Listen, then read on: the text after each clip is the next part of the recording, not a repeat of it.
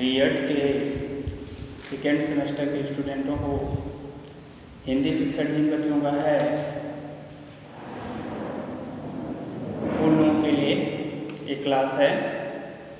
Lockdown के कारण आप लोगों की जो क्लास है वह वीडियो कॉलिंग के माध्यम से या रिकॉर्डिंग के माध्यम से की जा रही है।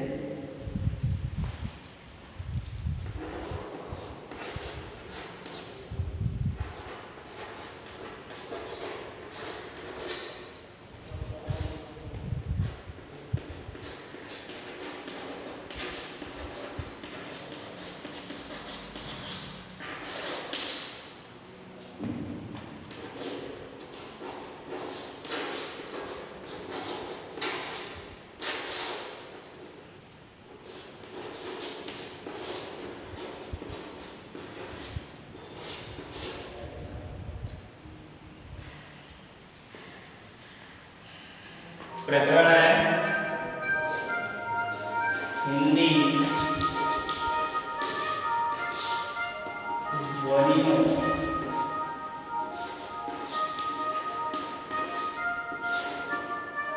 का वर्गीकरण।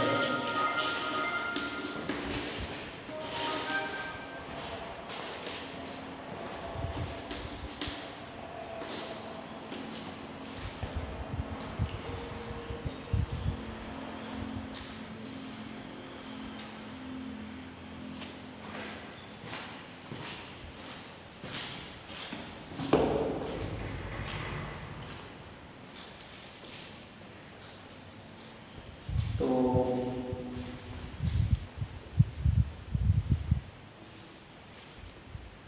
जैसे हिंदी भाषा है तो हिंदी भाषा में ध्वनियाँ होती हैं और ध्वनियाँ जो है वर्ड का निर्माण करती हैं जिसको हम अक्षर भी कहते हैं।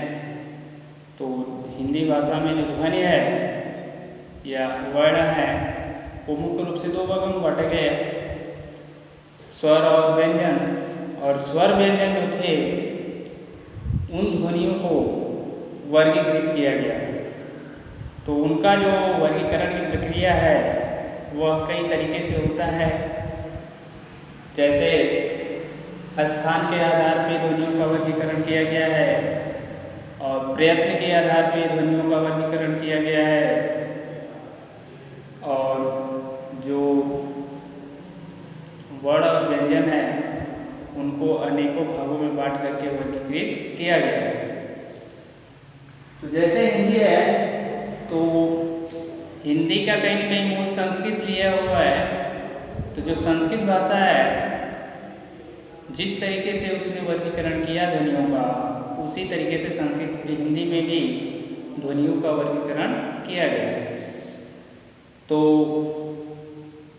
स्थान के आधार पे जो ध्वनियों का वर्गीकरण है सबसे पहले उसके बारे में जान लीजिए।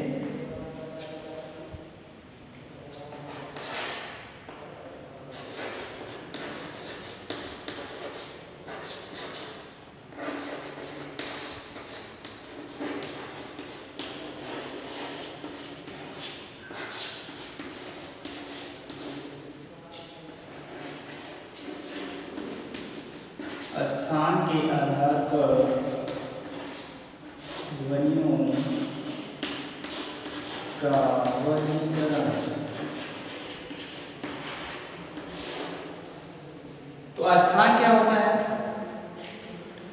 तो स्थान हमारे जो वर्ड हैं उनको उच्चारण करने में जो जो चीज़ें सहायक होती हैं वही स्थान बोली जाती है। जैसे हमारे मुख के विभिन्न अवयव हैं वह ध्वनियों के उच्चारण में कहीं न कहीं हमारी सहायता करते हैं।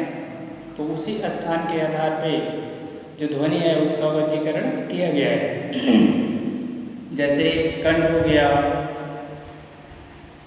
दंत हो गया, ओष्ठ हो गया, तालु हो गया, मूर्धा हो गया, ये सारे स्थान हैं जिसके आधार पर ध्वनियों का वर्गीकरण किया गया है। नाक होती है, ये सब ध्वनियों के उच्चारण में हमारी सहायता करते हैं।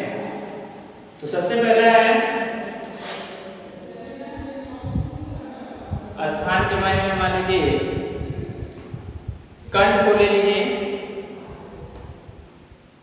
तो अपू,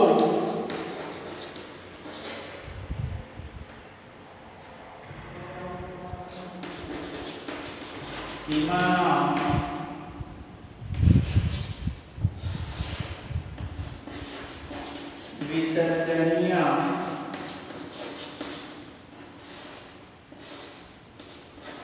कंठ। मतलब इसके अंतर्गत क्या होता है,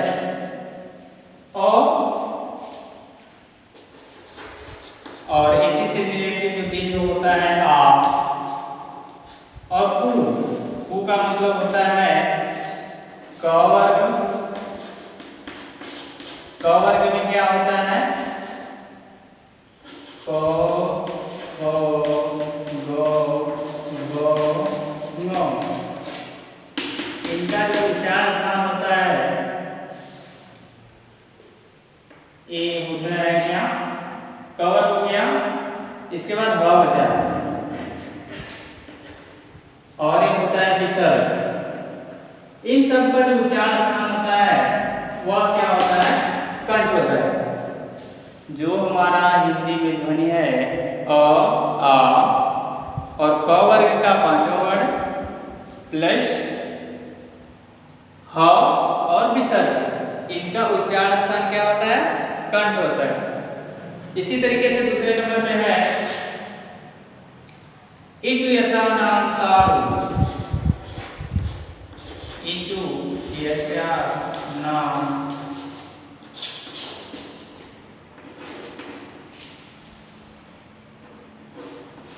तालु। तो इसमें जो होता है ई, ठीक है,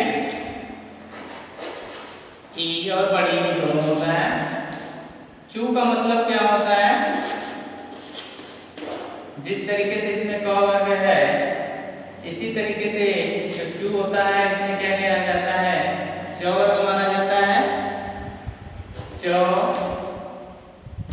छ, ज, झ, ञ और य, श, य और स, इनका उच्चारण स्थान क्या हो जाता है, तालु हो जाता है। इसका कंठ है,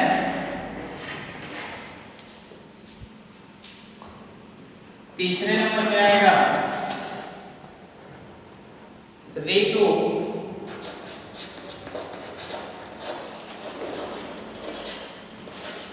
रसायन,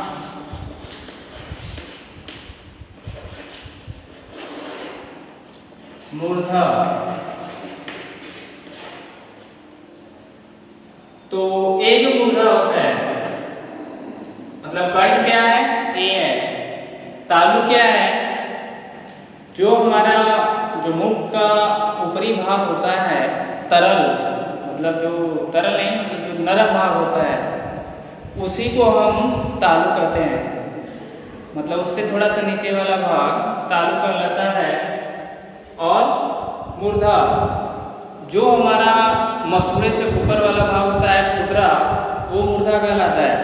तो हमारी जीभ जब ऐसा समझ में आया कि नहीं उच्चारण करने में कंठ का ज्यादा जोर लग रहा है, जैसे आपने देखा अ, आ, को, ख, ग, मतलब इसमें ज्यादा जोर कर रहा है, इसलिए इसका उच्चारण स्थान क्या हो गया, कंठ हो गया।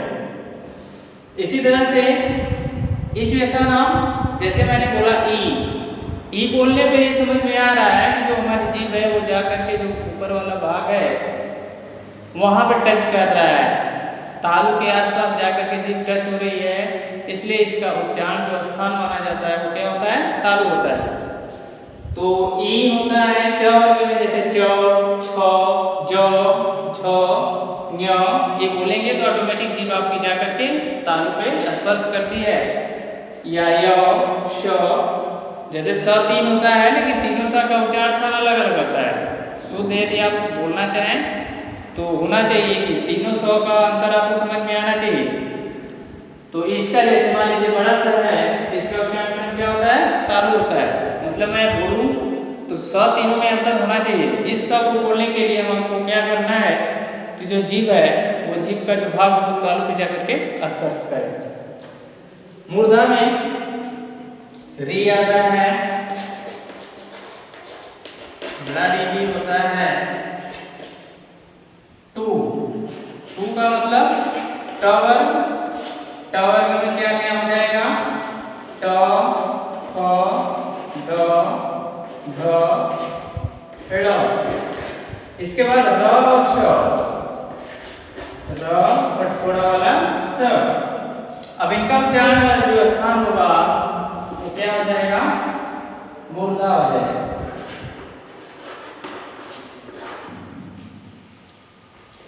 इसी तरीके से चौथे नंबर में है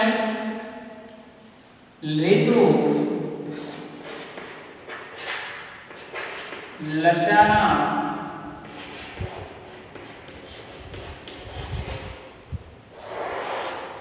दंत,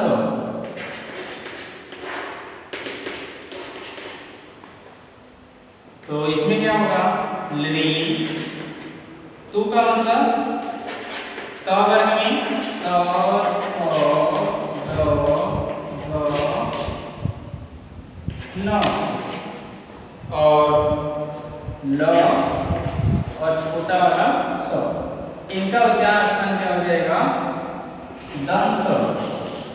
मतलब आप उच्चारण करके भी देख सकते हैं कि ल बोलेंगे या त बोलेंगे तो ऑटोमेटिक आपकी जीभ दांत पे आकर के स्पर्श करती है।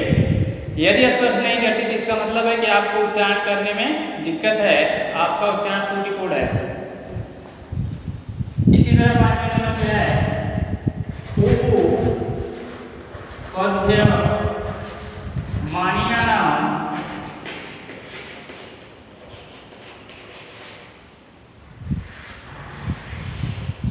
उष्ठ,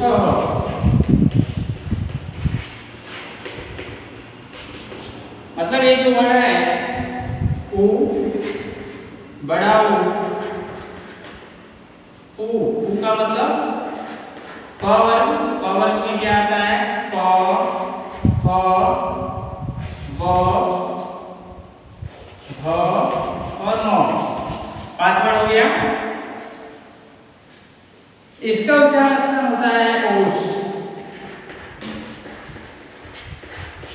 मतलब यदि हम बोलते हैं यदि हमको ये समझ में आएगा, जैसे मैं ओ बोलूं ओ, तो ऑटोमेटिक समझ में आ रहा है कि ओ हमारे दोनों शब्द हैं।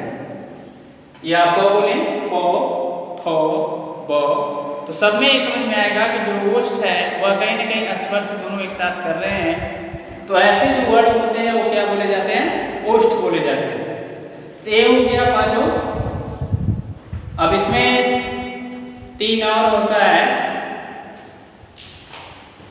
जिसको बाद में आप लोगों को बताया जाएगा अगली क्लास में।